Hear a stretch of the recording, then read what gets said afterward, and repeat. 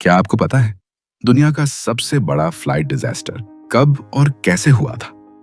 नहीं कोई bomb blast, नहीं कोई हाईजैक, सिर्फ गलतियों की एक सिलसिला। टेनेरिफ 1977। एक ऐसी ट्रेजेडी जिसमें जिंदगी, सिस्टम और वक्त तीनों ने साथ छोड़ दिया। लेकिन इस कहानी के पीछे छुपे हैं कुछ अनआंसर्ड सवाल, कुछ छुपाए गए सच। तो चलिए इस डॉक्यूमेंट्री में उस दिन के हर पल को समझते हैं जहां हिस्ट्री ने अपनी राह बदल दी। 27 मार्च 1977 एक टिपिकल संडे था।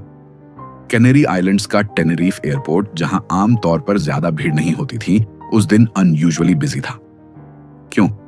क्योंकि पास के एक और एयरपोर्ट पर बम ब्लास्ट हुआ था और उसकी वजह से सारे फ्लाइट्स को टेनेरिफ पर डाइवर्ट कर दिया गया था।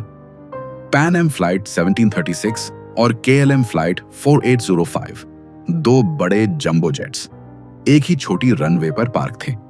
पैन एम फ्लाइट में कुल 396 पैसेंजर्स और क्रू थे, जबकि KLM में थे 248 लोग। सबको लगा ये बस एक रूटीन डिले है, पर यह डिले मौत का इंतजार बन गया। वैसे डिले की बात हो रही है तो इंडियन रेलवेज के फैंस इस पार्ट से रिलेट करेंगे, पर यहां जो डिले हुआ उसका प्राइस जिंदगियों से चुकाया गया। टेनेरिफ एयरपोर्ट फॉग से ढक गया था, विजिबिलिटी ऑलमोस्ट जीरो।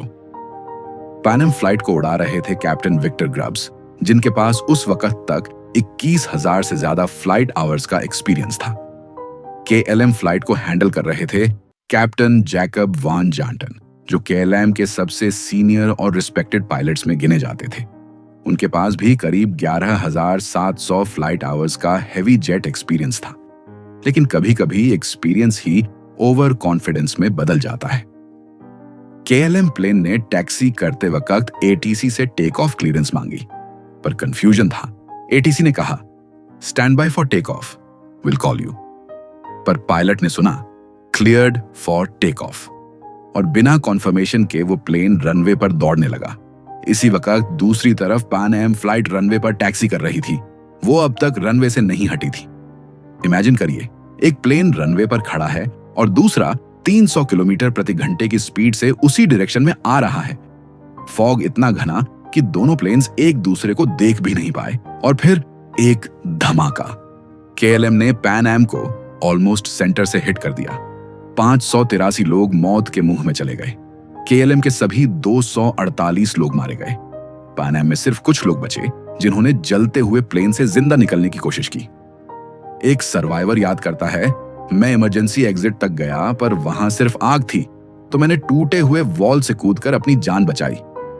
इन्वेस्टिगेशन हुआ। सबने कहा गलती ATC की थी, लेकिन रिकॉर्डिंग्स ने एक शॉकिंग सच दिखाया। कैप्टन वैन जैंटन ने बिना प्रॉपर क्लियरेंस के टेक ऑफ शुरू कर दिया था। क्यों? क्योंकि उसकी एयरलाइन KLM पंक्चुअलिटी और डिसिप्लिन पर गर्व करती थी। डिले होने से उसकी रिपुटेशन खराब हो सकती थी। एक और बड़ी प्रॉब्लम, कम्युनिकेशन। ATC की इंग्लिश और पायलट्स की इंग्लिश दोनों में क्लैरिटी नहीं थी। वर्ड्स लाइक ओके और टेक ऑफ ने कंफ्यूजन क्रिएट किया। और सबसे पेनफुल बात, अगर दोनों पायलट्स सिर्फ 10 सेकंड और रुक जाते तो शायद 583 लोग जिंदा होते। एक गलत सुना गया मैसेज, एक हरी अप कल्चर और एक कम्युनिकेशन गैप, इन्हीं ने बना दिया टेनेरिफ को हिस्ट्री का सबसे बड़ा फ्लाइट डिजास्टर। पर इस कहानी का एंड यही नहीं हुआ। इसके बाद एविएशन इंडस्ट्री ने अपने रूल्स बदले। कॉकपिट कम्युनिकेशन को इंप्रूव किया गया। पायलट्स को सिखाया गया, अगर डाउट हो तो रुक जाओ। स्टेराइल कॉकपिट रूल लाया गया, जिसमें टेक ऑफ और लैंडिंग के वक्त कोई भी अननेसेसरी बात नहीं होगी। एक गलती ने नए रूल्स बना दिए। 583 जिंदगियां एक लेगेसी बन गई। क्या हमने इस ट्रेजेडी से सब कुछ सीख लिया? शायद नहीं। हर प्लेन क्रैश एक कहानी कहता है। हर कहानी एक सिस्टम की वीकनेस दिखाती है, और हर वीकनेस एक मौका देती है बेहतर होने का। अगर आपको यह कहानी इंपॉर्टेंट लगी तो लाइक कीजिए, कमेंट में बताइए क्या आपको लगता है यह डिजास्टर अवॉइड हो सकता था। और ऐसी और कहानियों के लिए जरूर सब्सक्राइब कीजिए, क्योंकि हम हर हेडलाइन के पीछे का सच ढूंढ कर लाते हैं।